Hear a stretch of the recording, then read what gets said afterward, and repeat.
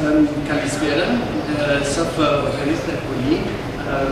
My apologies that my Greek is not sufficient to hold the rest of the presentation in Greek, but I hope you bear with me.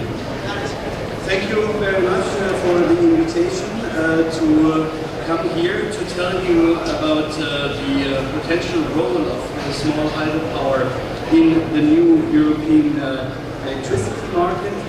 Before I'm going to do this, I just would like to quickly present my association, EREF, which is actually the umbrella association for National Renewable Energy Association, and most importantly, what distinguishes us on the Brussels scene is that we represent the interests of independent power producers, something which is in these times very important to have. What we have is that within this association is a very strong small hydropower chapter. You see here our members that are coming from all the important small hydropower countries throughout Europe.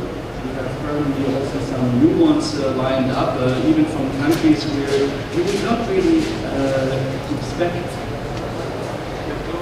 to the microphone. But you would not really expect to have small hydropower associations, for example, in the Netherlands, but we see that this is nevertheless spreading. What we do is that for the moment we focus very much on the evaluation process of the so-called river basin management plans from the European Commission. And the outcome of this evaluation will then also determine if the Water Framework Directive, which is one of the key legislation for small hydropower development, will be revised or not at an earlier stage. To give you a very quick overview, you have heard from Kostas already before that he maybe showed the maps of the various countries. If you were to look at the small hydropower chapter here, you have around 35,000 direct employees involved, around 4,200 enterprises throughout Europe. It's a sector that generates 3 billion euros of turnovers, and in particular, even its small hydropower, it still produces electricity for around 13 million households, which is around roughly 30 million people throughout the European Union. To the development potential, I'm going to say a little bit because there is still quite some possibilities. Now, as mentioned, we see that the small hydropower development is in particular depending on two large legislation topics. On the one side, the Water Framework Directive, and on the other side, here the EU Energy Union, which also then includes the Renewable Energy Directive. What we unfortunately still see, if we're going to look at the various small hydropower sectors in each member state, is that we have unfortunately contradicting policies, not only at the European level but also at national level. And this is something that with the new legislation that come in will hopefully now will be addressed soon. You know it probably from your own experience when it comes to environmental legislation. Here, one of the key topics are certainly the permits for power plants, not only for new ones, but I mean also for ones where permits expires. I've heard that this is one of the key challenges here in Greece. There's another one, a big discussion going on about no-go areas against the kind of like site-specific approach for small hydropower plants. The other question is also who bears the investment costs, for example, for required environmental impact assessment or any kind of mitigation measures, like for example fish ladders, and also the so-called wastewater or residual flow obligations. As I said here, with regard to the environmental topics, this will be very big on the Brussels agenda this year. In particular, next year, next week, the European Commission will publish its sort of like evaluation report on this topic. And depending on this, we will see what kind of measures will be taken then within the next year, and specifically under the new commission that will be in by end of this year, in December. What I would like to talk in particular today is here the role of small hydropower in the new energy market in Europe.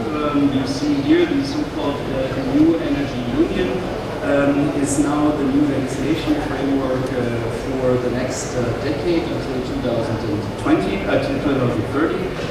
And this is here should just illustrate that the energy union is also part of a much wider picture, and this is to sort of like more to bring Europe on a kind of like more sustainable path. And you see here that it goes very much hand in hand, for example, with circular economy, with investments schemes, with capital markets, and also in particular with job creation. If we're going to look now on what the new energy union is based on, you see here that we have the 2020 and 2030 targets. In particular for 2030, the key ones are here in particular the 32% for renewable energy. This is an EU-wide target that should be reached by that time. We see already now, just last week, the latest figures where national member states stay with the 2020 figures. We see that there are quite some challenges ahead. Some countries have reached it already or are on the path, but there are also other countries that have huge difficulties, like for example France, Germany, or the Netherlands. If you're going to look at it, how the new package that has been now debated for more than 4 years looks like, you see in particular the governance, which is kind of like the overarching framework, going into the 3 areas, mostly energy efficiency, renewables, and electricity market design. Energy efficiency is definitely one of the most important topics that needs to be addressed. Yes, we see that the 2 new pieces of legislation is unfortunately not as ambitious as originally planned. We have the Renewable Energy Directive, which is then specifically on all different kind of topics for renewables. And this is then also where we see now the contradictions with, for example, existing environmental legislation that now needs to be addressed. And of course, the new design for a European internal electricity market, where we have 5 different legislations coming into place.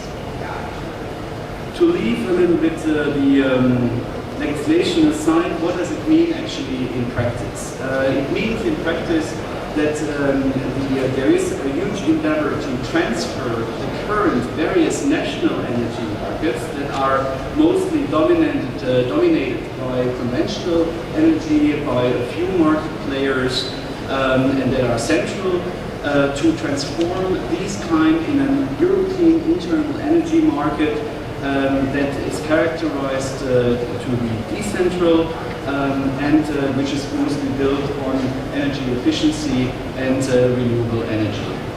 With regard to renewable energy, it needs to be stressed that this means all different kind of sources, because if you look at the very ambitious goals that are at stake, you need to have all different kind of sources in place.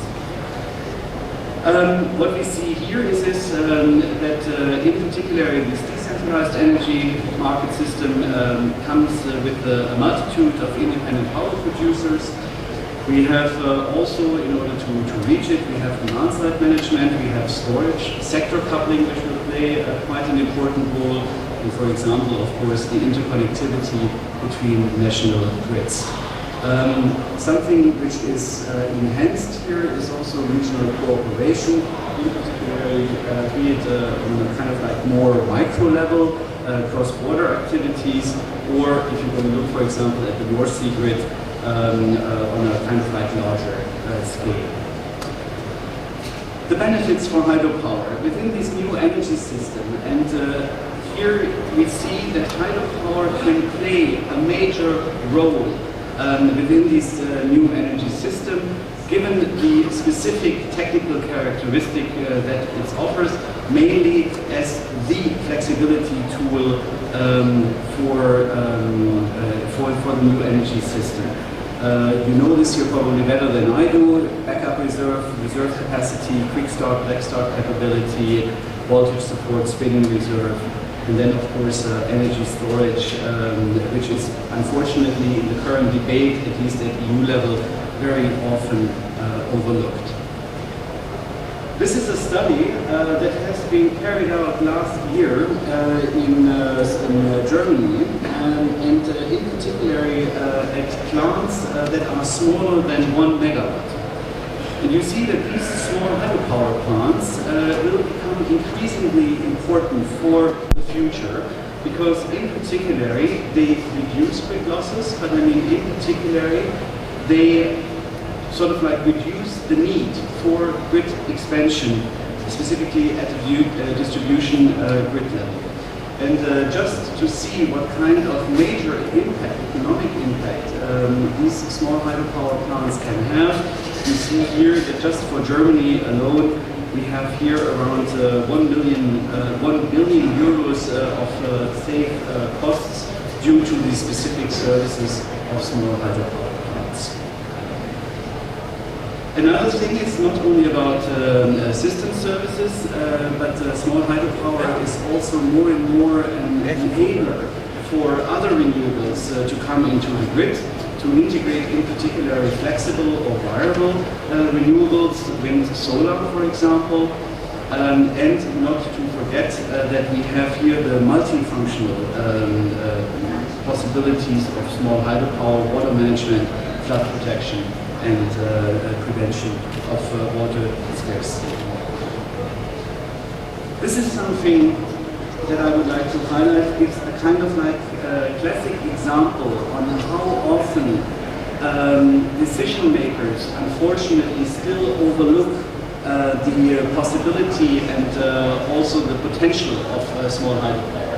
You see here, this is a reference scenario that the European Commission has used in the development of this new legislation.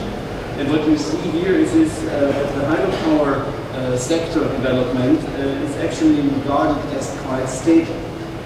This is unfortunately not true, because what you have is this: you have still enormous capacity to develop within Europe, not only by refurbished existing plants, but I mean also if you look at the enormous number of abundant small hydropower plants, this is something else that can be tapped into it.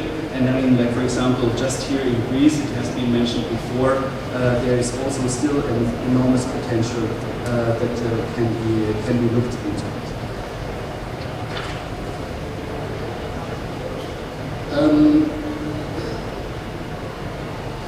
Again, what is now needed if you want to tap into this potential is that politicians and governments create the relevant stable framework conditions for hydropower. Why? It is a long-term investment. You have a multi-purpose function, as mentioned.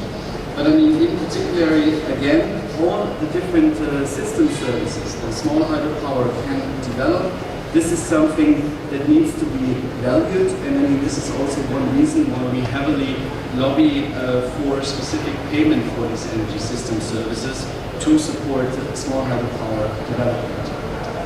Now, within the new EU Energy Union, you have currently the development of national energy and climate plans. This is also ongoing in Greece. You have certainly heard about it. And here, in this case, I just encourage you to go to your politicians, go to your decision makers, and request them for example, for Greece, to really fully exploit the small hydropower potential that is existing here. What also needs to be is despite going and developing towards the goals for renewable energy, it is also in particular quite a good tool for employment, local added value, for local wealth, and it's definitely worth to be explored. Thank you.